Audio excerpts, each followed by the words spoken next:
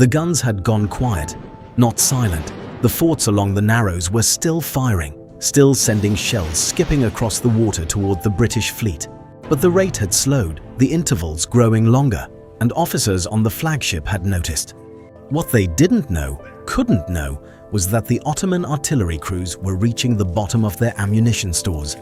The forts defending the Dardanelles had been absorbing naval bombardment for weeks, and on the afternoon of March 18, 1915, they were close to spent. 3 Allied battleships lay on the seafloor.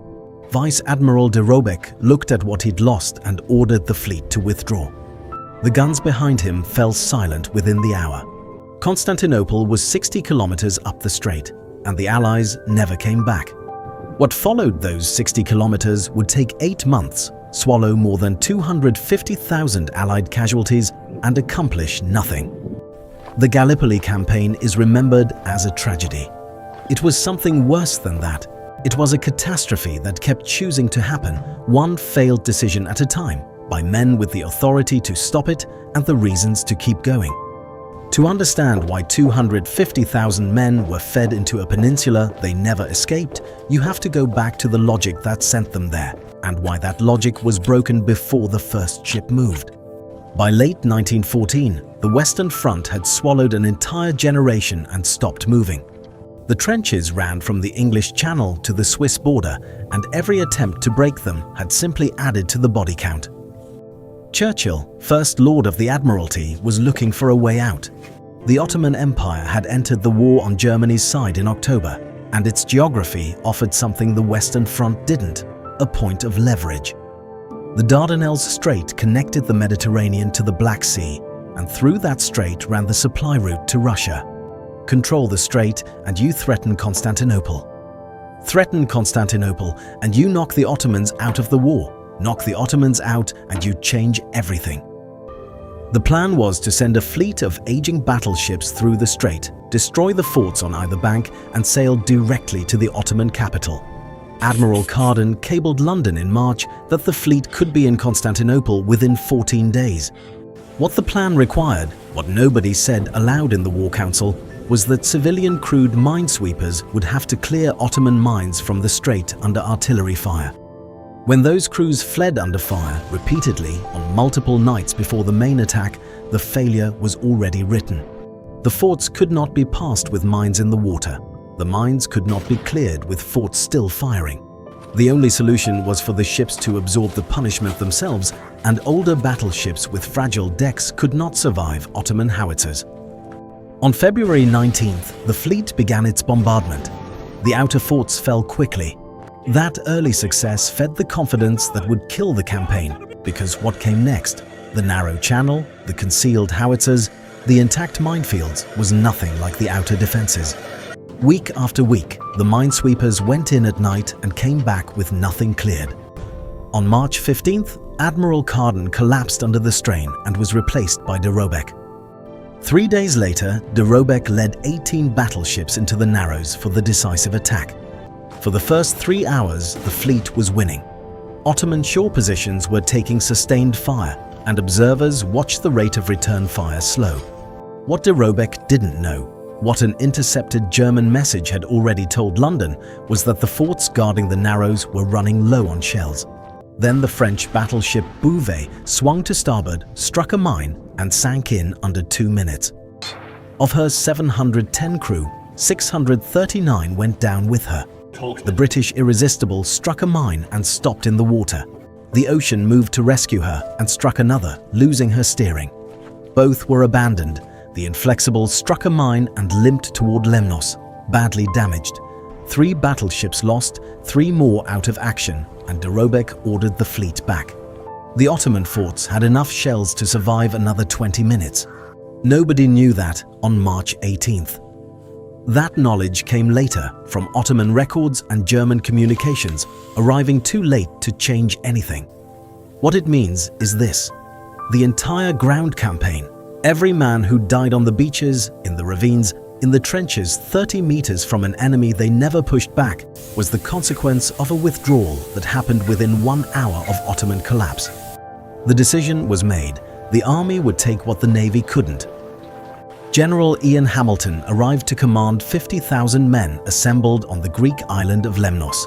British regulars, Indian troops, French colonial soldiers, and the Australia and New Zealand Army Corps.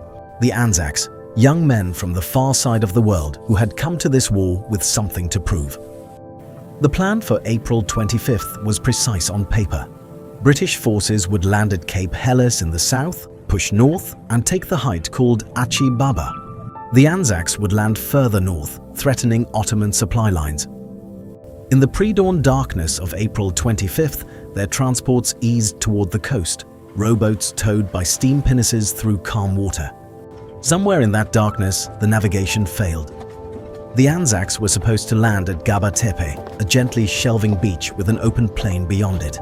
Instead, they touched land at Aribernu, ANZAC Cove, a narrow strip of beach backed by ridges and ravines that climbed 60 meters in a tangle of gullies their maps had never shown. 1 kilometer off target in the dark, and the entire northern campaign had no ground to stand on. Ottoman defenders on those ridges, barely 2 companies, were as shocked as the men climbing toward them. What followed was not an organized battle, but a collision. Thousands of men pushing into terrain no one had planned for, against defenders fighting from high ground they'd held for centuries. Lieutenant Colonel Mustafa Kemal, commanding the Ottoman 19th Division's reserves, heard the firing, moved his men without orders, and reached the ridgeline before the Australians did. His instruction was unambiguous. "I do not order you to attack. I order you to die." The ANZAC advance stopped on the ridge and never left it. At Cape Helles, 5 beaches received the British 29th Division. 2 were lightly defended, 3 were killing grounds. At V Beach, the converted steamer River Clyde drove itself aground and opened its cargo doors, hundreds of soldiers inside. The gangplanks were immediately raked by machine gun fire. Men jumped into the surf rather than stand in the open. The water turned red. Most of the first wave were dead or wounded before reaching dry sand, and the ship sat on the shore for 12 hours while the survivors waited for dark. By nightfall on April 25th, the Allies held 2 thin strips of beach. The high ground, Aceh Baba, Sari Bair Ridge, Chunuk Bar, remained in Ottoman hands, and without the high ground, everything below was observable, rangeable, killable. What followed was not a campaign in any strategic sense. It was a 7-month argument between 2 armies about 30 meters of dirt. The Ottoman guns were almost silent. The forts were running low on shells. De Robeck looked at 3 sunken ships and ordered the fleet to withdraw. Drop in the comments, do you think he made the right call? The summer turned brutal. Temperatures above 100 degrees Fahrenheit. Fresh water rationed to 1 pint per day. The dead couldn't be buried in the rocky ground, and the flies that colonized the corpses moved between the bodies and the food and the water, spreading dysentery through every unit on the peninsula.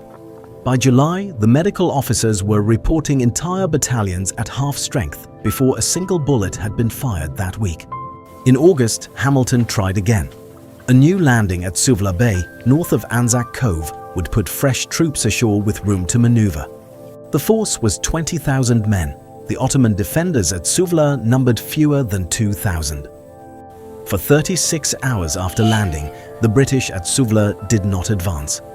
General Stopford was aboard his command ship, waiting for reports, concerned about water, uncertain about the maps. While he waited, Ottoman reinforcements moved into the hills.